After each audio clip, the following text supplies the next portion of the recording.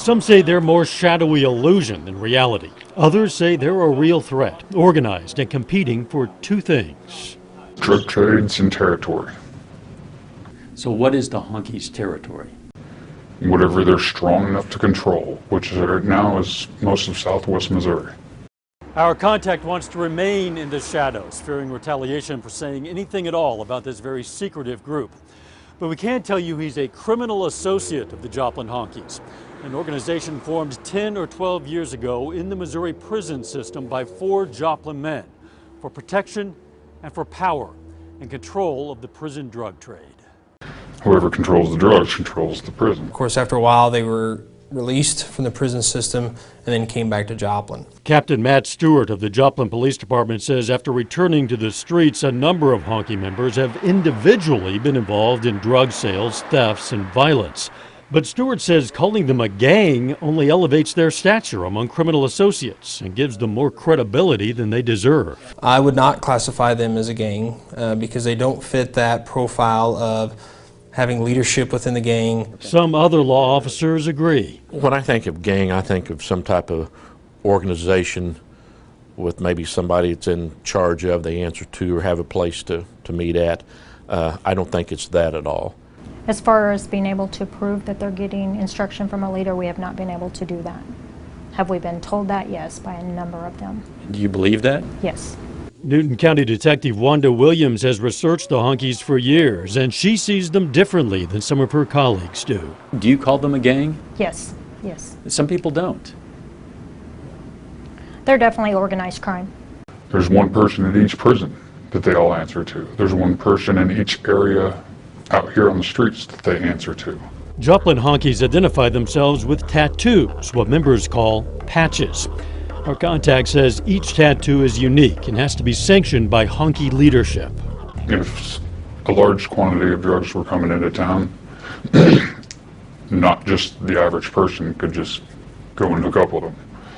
But if you had that patch, if you were affiliated with the Joplin honkies, then they knew you were good.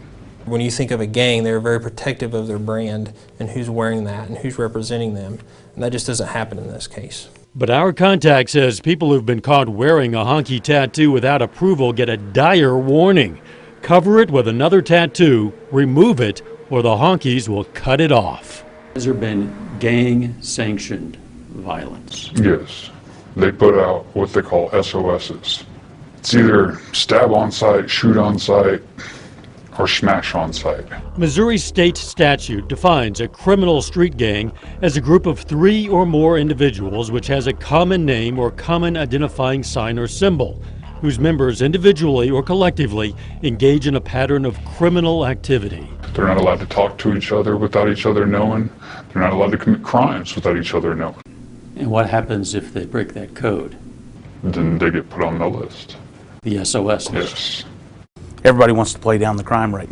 The facts are what they are. I mean, they operate together, they make decisions together. Detective Dale Brashears has been with the Newton County Sheriff's Department for 10 years. Yeah, absolutely, it's a gang.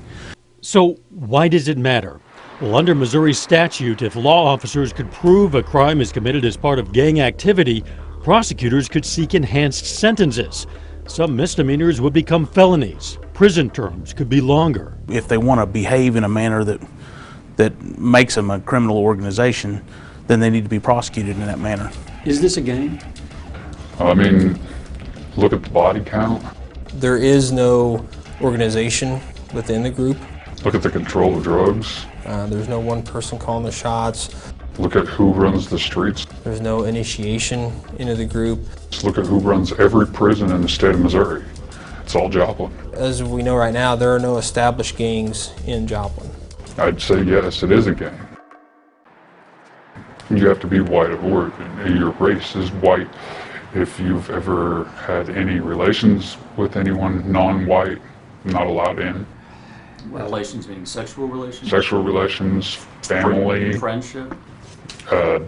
You cannot be friends with blacks. You can do deals with other races, but that's it.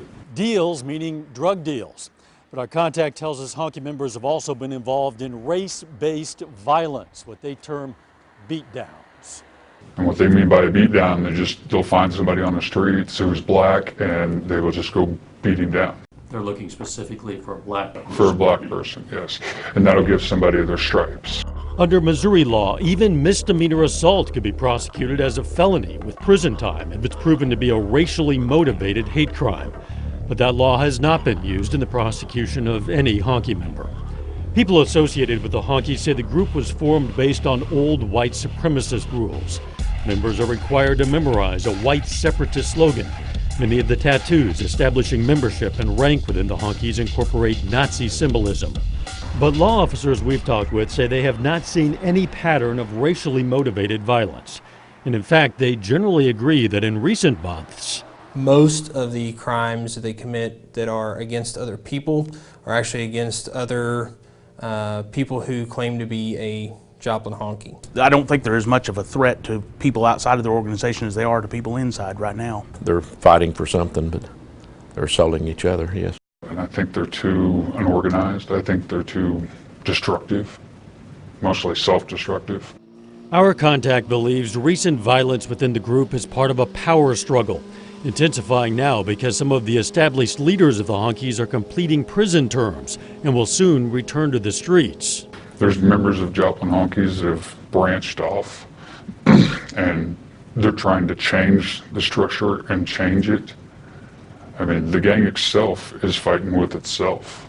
You think they're growing? Yes, You think it's going to be a bigger threat in the future? yes. Just how many call themselves Joplin honkies is hard to calculate, but Newton County Detective Wanda Williams, who studied them for years, thinks she can make a fair estimate. I would say somewhere between 400 and 600. 400 and 600 Yes. in this area? Between here and Springfield and the four-state area, yes. They seem to think that they're getting stronger, but I seem to think that they're splitting in half. And they're going to become two gangs that are going to end up killing each other off. But, I mean, their count keeps going up. Their strength keeps going up. So, I don't know.